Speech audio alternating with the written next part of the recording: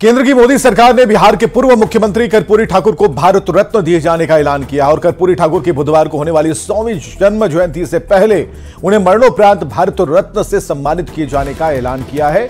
लोकसभा चुनाव से पहले केंद्र सरकार ने बहुत बड़ा ओबीसी कार्ड खेला और कर्पूरी ठाकुर को एक बड़ा सम्मान यहां पर दिया गया है, भारत रत्न कर्पूरी ठाकुर।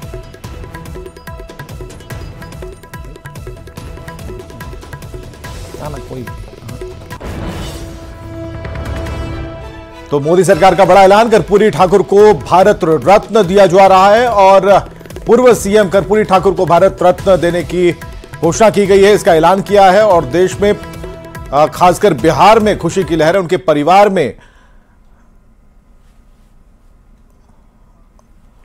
तो उनके बेटे, जो छोटे बेटे हैं, बेहद भावुक हो गए जब उनसे कुछ पुरानी यादों के बारे में पूछा गया। और ये परिवार है जिसके बारे में कुछ देर पहले आपने देखा कि उस पूरे परिवार से हमने आपको मुलाकात करवाई, बात करवाई।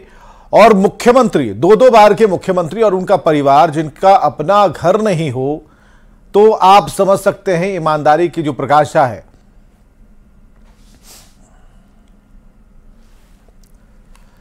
जननायक कर्पूरी ठाकुर को केंद्र सरकार ने देश का सर्वोच्च नागरिक सम्मान भारत रत्न दिए जाने का ऐलान किया और बिहार के पिछड़ों, शोषितों और वंचितों के हक की आवाज बुलंद करने वाले बिहार के पूर्व सीएम को भारत रत्न सम्मान देकर केंद्र सरकार ने चुनावी साल में ओबीसी की सियासत पर बड़ा निशाना साधा। एक नजर जननायक के सियासी सफर पर।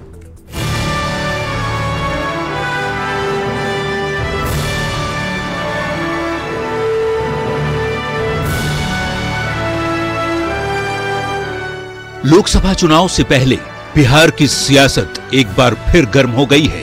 केंद्र सरकार ने बिहार के पूर्व मुख्यमंत्री कर्पूरी ठाकुर को मरणोपरांत देश का सबसे प्रतिष्ठित सम्मान भारत रत्न दिए जाने का ऐलान किया है। बिहार के पूर्व सीएम स्वर्गीय कर्पूरी ठाकुर को देश का सबसे बड़ा सम्मान मिलने जा रहा है। केंद्र सरकार ने कर्पूरी ठाकुर को भारत रत्न दिए जाने का ऐलान किया है। ओबीसी राजनीति पर पीएम नरेंद्र मोदी का बहुत बड़ा निशाना। ओबीसी आरक्षण की सबसे पहले कर्पूरी ठाकुर ने ही आवाज उठाई थी। कर्पूरी ठाकुर को लंबे वक्त से भारत रत्न देने की मांग उठ रही थी।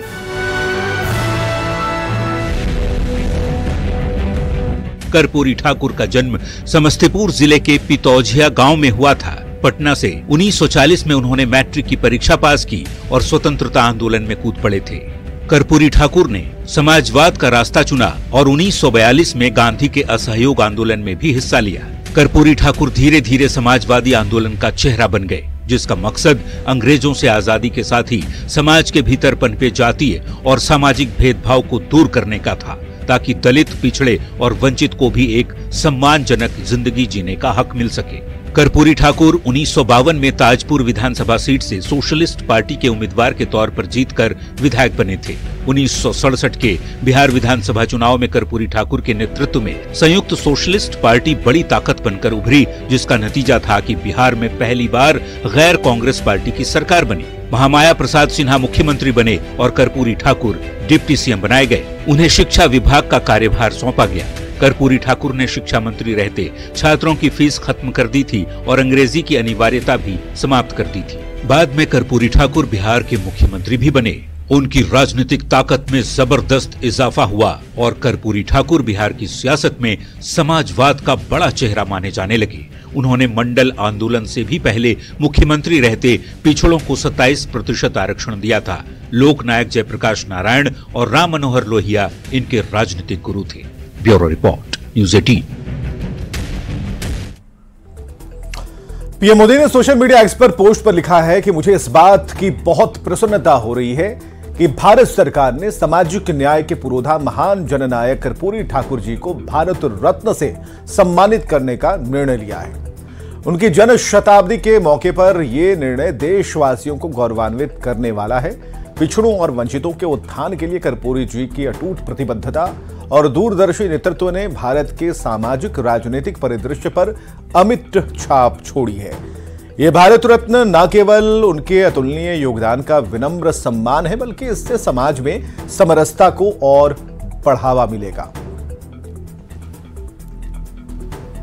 और मुख्यमंत्री नीतीश कुमार ने केंद्र की मोदी सरकार को धन्यवाद दिया। मुख्यमंत्री ने अपने पोस्ट में लिखा है, महान समाजवादी नेता और बिहार के पूर्व मुख्यमंत्री स्वर्गीय कर्पूरी ठाकुर जी को देश के सर्वोच्च सम्मान भारत रत्न से सम्मानित करने से हार्दिक प्रसन्नता हुई है। मुख्यमंत्री ने कहा कि स्वर्गीय कर्पूरी ठाकुर जी को उनकी 100वीं जयंती पर दिया जाने वाला यह सर्वोच्च सम्मान दलितों, वंचितों और उपेक्षित तबकों के बीच सकारात्मक भाव पैदा करेगा। उन्होंने कहा कि वो हमेशा से स्वर्गीय कर्पूरी ठाकुर जी को भारत रत्न देने की मांग करते रहे हैं और आज कर्पूरी ठाकुर जी को दिए जाने वाले इस सम्मान से उन्हें खुशी मिली है और जेडीयू की वर्षों पुरानी मांग पूरी हो गई।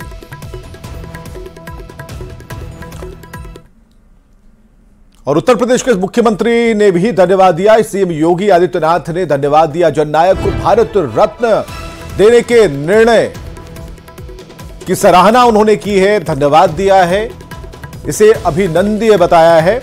और ये यूपी के उत्तर प्रदेश के मुख्यमंत्री योगी आदित्यनाथ ने केंद्र सरकार को धन्यवाद दिया क्योंकि केंद्र सरकार की पहल पर स्वर्गीय कर्पूरी ठाकुर को भारत रत्न से सम्मानित किया गया है। तो जननायक कर्पूरी ठाकुर को भारत रत्न दिए जाने के फैसले पर बीजेपी में जश्न का माहौल है। पटना बीजेपी ऑफिस में सम्राट चौधरी के नेतृत्व में कार्यकर्ताओं ने पटाखे जलाए, पीएम मोदी को धन्यवाद दिया।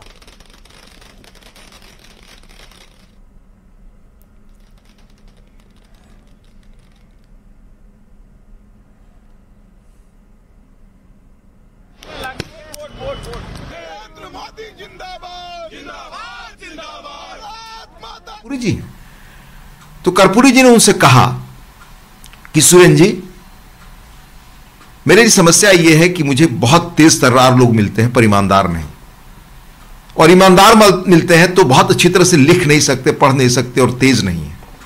आप ऐसे व्यक्ति हैं जिनमें दोनों है, मेरा आप सहयोग करें। सुरेंद्र किशोर जी 1.5 साल तक उनके साथ निजी सचिव रहे, बाद में बिहार आंदोलन में सुरेंद्र जी चले गए। वो भी विलक्षण साधक और संत पत्रकारों में देश में आज भी गिने जाते हैं। सुरेंद्र जी ने 2 चीजें उनकी और बताई, आज ही बताई उन्होंने। पहला कि रिक्शा से दोनों यात्रा करते थे पटना में, और गरीबों के काम के लिए वो रिक्शे से हर जगह जाते थे जहां जाना होता। एक दिन उन्होंने कहा कि अगर मेरे पास तेज गति होती तो मैं गरीबों का और काम कर पाता। दूसरी बात उन्होंने बताई कि कहीं भी किसी भी व्यक्ति की कोई समस्या हो, वो उन्हें रात 12-1 बजे भी आकर के जगा सकता था, अपना काम करवा सकता था। तीसरी उल्लेखनीय बात उन्होंने कही कि जब भी कोई उनके यहां बाहर का अतिथि आता था तो खुद उनके परिवार के लोग जमीन पर नीचे सोते थे, उन अतिथियों को ऊपर सुलाते थे। अपनी ईमानदारी, सादगी के लिए वह देश के सार्वजनिक जीवन में तब जीवित रहते हुए प्रतिमान थे, आगे भी थे और आने वाले दिनों में भी वह प्रतिमान बने रहेंगे। इस तरह के व्यक्ति को इस तरह का सर्वोच्च सम्मान देकर भारत सरकार ने स्पष्ट किया है कि देश में आज सादगी, ईमानदारी का महत्व क्या है। वैसे लोगों को सम्मान मिल रहा है जो अति पिछड़े उपेक्षित वर्गों से आते रहे, जिनका जीवन अपने आप में असाधारण ईमानदारी का कामकाज का पर्याय रहा, पर आज तक उनको कोई रिकॉग्निशन नहीं मिला था। ऐसे व्यक्ति को यह मान्यता मिलना, यह अपने आप में एक शासन की दृष्टि में आए विलक्षण बदलाव का सबसे पुख्ता प्रमाण है। बिहार की राजनीति पे क्या कोई प्रभाव इससे आपको लगता है सर पड़ेगा भविष्य में? मैं आपको संशोधित कर दूं, बिहार की राजनीति छोड़ दीजिए, बिहार की राजनीति, उत्तर प्रदेश की राजनीति, मध्य प्रदेश की राजनीति, राजस्थान की राजनीति, बंगाल की राजनीति, कर्पूरी ठाकुर जननायक थे। उनके व्यक्तित्व, ईमानदारी और उनके काम का असर देश में था, और जिन प्रदेशों का मैंने नाम लिया उनमें तो विलक्षण रूप से था। मैं प्रामाणिक जानकारी के आधार पर आपको कह सकता हूं कि कर्पूरी ठाकुर के जीवन और प्रामाणिकता को देख करके एक बार कांग्रेस की तत्कालीन प्रधानमंत्री ने पूरी कोशिश की कि वो किसी तरह से हमारे दल में आए। उन्होंने मना कर दिया स्पष्ट रूप से। वह अपने सिद्धांतों के प्रति, समाजवादी सिद्धांतों के प्रति इतने अटल थे। मैं आपको 2-3 निजी चीजें उनके बारे में बताता हूं। मैं पत्रकार था, और बिहार में जब नरसंहार होते थे उन दिनों की बात है, पत्रकार के रूप में एक बड़े नरसंहार की स्थिति में जननायक कर्पूरी ठाकुर को भारत रत्न देने की घोषणा पर उनके बेटे रामनाथ ठाकुर ने बयान दिया है। उन्होंने कहा कि मेरी खुशी का ठिकाना नहीं है, 36 साल की मेरी मांग पूरी हुई। 100वीं जयंती पर कर्पूरी ठाकुर को भारत रत्न मिला और केंद्र सरकार को बिहार की ओर से बधाई। अभी जब पूरा देश जन शताब्दी मना रहा है, ऐसे में उन्हें भारत रत्न की उपाधि मिली है, क्या कहेंगे सर, कितनी खुशी हो रही है? आप सबों के द्वारा जो मालूम हुआ, टेलीविजन पर जो मैंने सुना, तो मुझको खुशी का ठिकाना नहीं रह गया, क्योंकि 36 वर्षों तक मैं मांग करता आ रहा था, लेकिन उस पर विचार नहीं किया। एकाएक 100वां वर्ष पूरा होने के बाद एक दिन पहले भारत सरकार ने यह घोषणा किया, इतनी बड़ी उपाधि दी। मैं अपनी तरफ से और बिहार की जनता की तरफ से, आप सबों की तरफ से मैं भारत सरकार को बधाई देता हूं और अपनी तरफ से कृतज्ञता ज्ञापित करता हूं। और कोने कोने से प्रतिक्रियाएं आ रही हैं, राजनीतिक दलों की तरफ से प्रतिक्रियाएं आ रही हैं, सुनाते हैं आपको। फैसला है, देश के प्रधानमंत्री आदरणीय नरेंद्र मोदी जी को विशेष तौर पर धन्यवाद देता हूं। बिहार के शोषित पीड़ित, बिहार के गुदरी के लाल, बिहार के स्वतंत्रता सेनानी और बिहार के पूर्व मुख्यमंत्री श्रद्धेय कर्पूरी ठाकुर जी को भारत रत्न देकर बिहार का गौरव बढ़ाने का काम नरेंद्र मोदी की सरकार ने किया।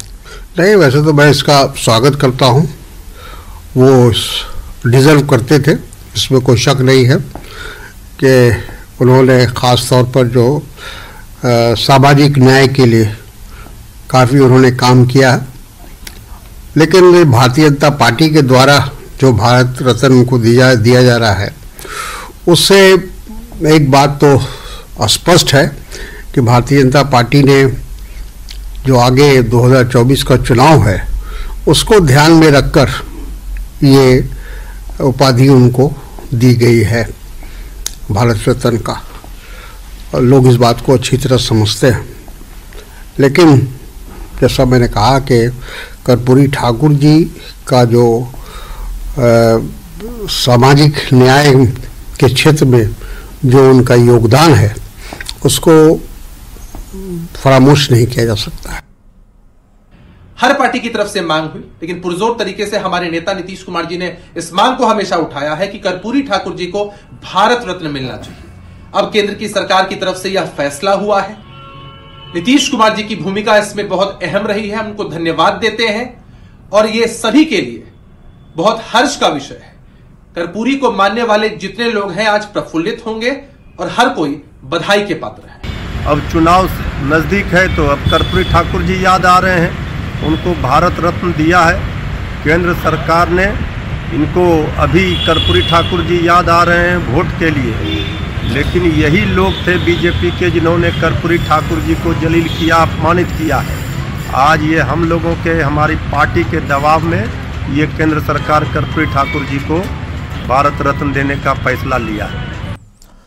कर्पूरी ठाकुर को भारत रत्न देने के ऐलान पर बिहार के जल संसाधन मंत्री संजय झा ने खुशी जताई है। सोशल मीडिया साइट एक्स पर उन्होंने लिखा, समाजवाद के पुरोधा, बिहार के पूर्व मुख्यमंत्री, मिथिला के सपूत जननायक कर्पूरी ठाकुर जी को भारत रत्न से सम्मानित करने की हम लोगों की वर्षों पुरानी मांग उनके जन्म शताब्दी वर्ष में आखिर मान ली गई है।